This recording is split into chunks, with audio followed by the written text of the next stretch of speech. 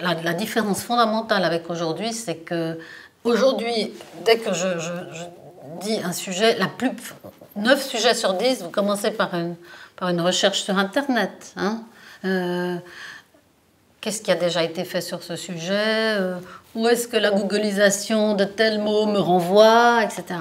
Alors, à l'époque, il y a quand même des documentaristes dans les rédactions, c'est-à-dire la question qu'est-ce qui existe comme documentation sur ce sujet. Ces documentaristes, je pense, ils travaillaient, ils lisaient beaucoup les journaux, ils retenaient beaucoup, mais ils avaient aussi accès à la documentation des différents journaux, parce que quand même les journaux conservaient leurs archives, c'était restreint, beaucoup plus restreint, quoi. Trouver simplement le numéro de téléphone de quelqu'un, alors on utilisait beaucoup plus le téléphone, et puis le bouche, je sais pas, on cherchait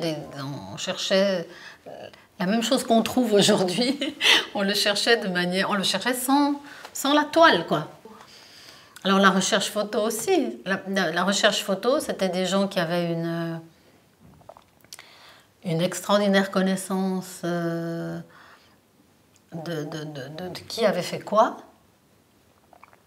Et qui, bon, alors on choisissait, soit on faisait faire des photos par un photographe, alors là on appelle le photographe se déplace, ou alors on téléphone au photographe en disant est-ce que dans tes archives tu as quelque chose qui pourrait être de cette thématique, et si oui, le gars il vient avec ses photos sous le bras à la rédaction et pose ses photos sur la table, quoi.